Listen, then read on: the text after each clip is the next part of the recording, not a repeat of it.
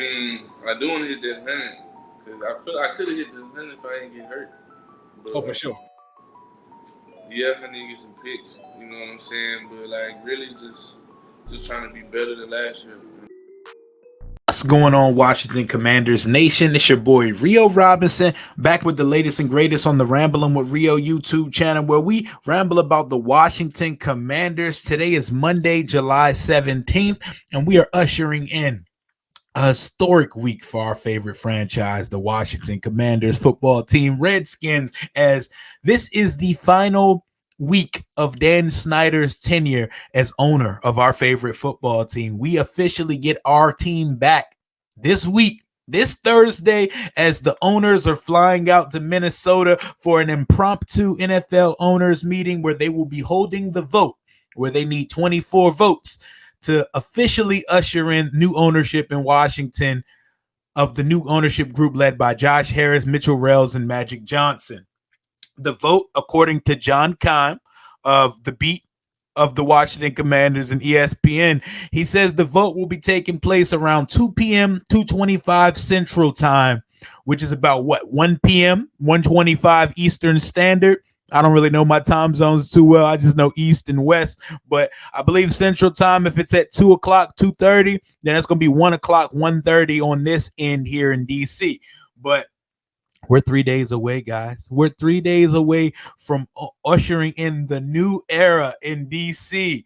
And not only are we 3 days away from that, we're a little over a week away from Washington's first training camp taking place without Dan Snyder next week. Rookies report this week, the 21st of July. They report on Friday. And according to John Keim, if the vote goes according to plan, as we all expect it to, if Josh Harris's group is voted in Thursday, he's expecting Harris and company to meet with the media at FedEx Field on Friday. And if you haven't heard, there's 106.7. I know everybody has an opinion about the radio station. It's not always my favorite to listen to. I love Grant and Danny, and I like B. Mitch and Finley, but the channel in totality, not my cup of tea. But there will be a Burgundy and Sold, love the play on the name, Burgundy and Sold party at the Bullpen by Nats Park sometime Thursday evening. So once this goes through, if you want to go celebrate and go drink away the Dan Snyder era in DC, I believe the Burgundy and Sold party will be taking place at the Bullpen over at Nats Park sometime Thursday. When I get more information, I'll let you know on the channel. And as we usher in this new generation with new ownership, you know, there are a litany and plethora of things on Josh Harris's plate once he does get his feet wet. And I'm sure, as the thorough businessman that he is, he already has a plan laid out for all these things. But I believe the first thing after a press conference gets done that could be up on his plate could be extending starting safety Kam Curl. Kam Curl, our guy, son of Coach Greg Curl. Shout out to Greg. But I think that's a priority this offseason because the culture that Ron has established here, if it hasn't done amazing things on the field, it has established off the field, and they have taken care of their own. We've extended Chase Rouillet, Jonathan Allen, Daron Payne, Terry McLaurin, and Logan Thomas during his tenure here. So we take care of homegrown talent. And Kam Curl is an indispensable piece, one of the non-expendable pieces we have on our defense right now. He's become a leader, the heartbeat, if you will, of the secondary. Yes, we've bolstered our secondary in the draft this year with the selections of Emmanuel Forbes and Quan Martin, but don't get it twisted. The heartbeat of that secondary is Mr. Kam Curl. Does he create a ton of turnover? No, but he does his job and he does it more than well. And his niche is playing all over the defense. He's the chess piece on the defense. He's our starting strong safety, but he matches with backs and tight ends. He plays in the slot sometimes. They move him all over the field, and bang for your buck as a starting safety. We took this guy in the 7th round of the NFL draft, I believe 216th overall. he's been a much better safety than the guy we gave $84 million when we signed him to a 5-year deal here. Landon Collins was during his tenure here in Washington. Was it a matter of us playing him out of position? Say what you want, but Kam Curl is a way better safety to me than Landon Collins was during his tenure here.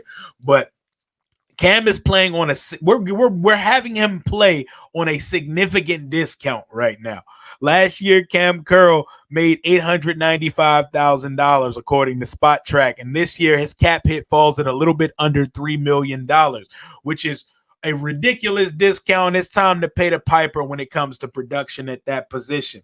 Kam Curl last year was on his way to having a career year with Washington. He was second on the team in combined tackles, and he ended the year with about 83 combined tackles, and he was on his way to get his first 100 tackle season. You know, I had Kam Curl on the show, and one of his goals going into last offseason was he said he wanted to get that 100 tackles for the first time. He said, I'm going to get that 100, and he was on his way.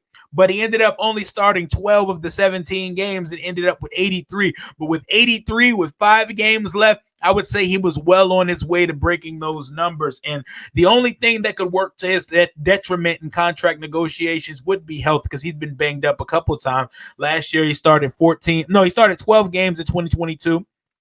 And started 14 in 2021. But other than that, he's been healthy for the most part. Hasn't forced a turnover interception wise since his rookie year, but he was named to the all rookie team his rookie year, had 3 interceptions, and was also in the conversation for defensive rookie of the year if our guy Chase Young didn't win it back in 2020. But this is a guy whose impact is clearly missed when he's not on the field here. It's clearly missed when he's not on the field here. I believe points per game given up while Kam Curl was on the field was around 19, and when Cam was off the field, we were giving up 25 points a game. Total defense, we went from giving up 280 yards a game with Cam on the field to 320 yards without Cam. That's a 40-yard discrepancy. And you can say what you like about Kam Curl, and you don't want to break the bank for a safety, a position that doesn't normally break the bank in general. But I think Kam Curl should get a long-term contract here. The guy just turned 24 years old back in March, and what does a Kam Curl extension look like? They're seeming to be guys. Well, everything changes under new ownership. We got to see what Josh Harris and company are thinking. But if they give Ron the autonomy to make the decision, it seems like they like to give guys 4-year deals instead of 5. So my prediction on what a Kam Curl extension looks like is it'll be a 4-year contract. I'm thinking 4 years at $14.5 million a year. So 4 years at $14.5 million is going to take us up to $58 million. You know what? Just for the sake of Cam, let's make it 15 a year. Give him 15 a year over 4 years, which is $60 million. And that is very doable. Like, I don't really feel like we have to make him the league's top paying safety. I'd say Kam Curl is probably he's definitely a top half of the league safety, top 16, even though I know that's not how it works. As the CBA goes up and as the salary cap increases, when you're due up at your position, you get what's due. But I feel like 4 years, $60 million would be more than enough and would slot him at about 6th or 7th in the league in annual value amongst safeties. I'm looking at the top paid safeties in the league. The top 10 are Derwin James, Minka Fitzpatrick, Jamal Adams, Jesse Bates, Harrison Smith, Justin Simmons, Budda Baker, Eddie Jackson, Kevin Byard, and Marcus Williams. Marcus Williams sits at number 10, getting $14 million a year over 5, which is $70 million. I feel like 4 over 60 would be a beautiful number for Kam Curl. And I remember Coach Curl said, and not that it means anything in contract negotiations, Coach Curl said 80 million, nothing less. But I don't think Coach Curl would, frown at $15 million a year for his son, because that would put him annually as about the 6th or 7th highest paid safety in the league. And that's not too shabby coming from a guy drafted in the 7th round who has more than outshined his draft position since being selected here in Washington. But I'm very intrigued to see how this gets done, because it's a very tricky situation with new owners coming in because they have to now finally be in contact with the coaching staff and front office structure that currently exists here, and they have to get on the same page about it. I'm sure Ron's gonna say, "I want to get my guy done." Look at the way that Jack Del Rio's face lights up when he talks about Kam Curl. The guys love Kam Curl. He's one of our locker room guys. I remember a comment that stood out to me that Kam Curl made at the end of the season when he was talking about the business of the league and how he knows it's a business and guys come and go, but it hurts him. It like he hates to see, like, damn, man, this could be the last time I see some of my guys. That camaraderie, that brotherhood, that fellowship of being in an NFL locker room. Kam is a part of the fabric and glue that makes Washington go. And I think they want to see him here for the foreseeable future of this franchise. 4 years, 15 million a year. Give me 4 over 60 for Kam Curl. I think that's the contract extension that should be allotted to him this offseason before training camp or sometime during camp before we get to the season. I know they like to do summertime contract, but that was before new ownership came in. So we're going to see what Josh Harris and company think of Kam Curl very soon. If not, he's going to be playing for just under 3 million. His cap hit going into 2023. Get Kam Curl done. He deserves it. Pay the man. If they don't, though, hey, I'm with whatever Josh Harris. Until Josh Harris shows me wrong, I'm with everything he does. I'm with the shits to everything the new ownership group feels we need to get done. If they feel like they need to see a year of him before they give out an extension to anybody, then hey, that's what we're going to do. But I think that they get a deal done with Kam before the season starts, and they want to pay and keep homegrown talent to keep establishing culture here in DC for years to come. That's all I got for right now. Hail to the Washington Commanders. We are 3 days away to getting Dan the Dweeb the fuck out of our lives and exile him into oblivion until all eternity. Deuces.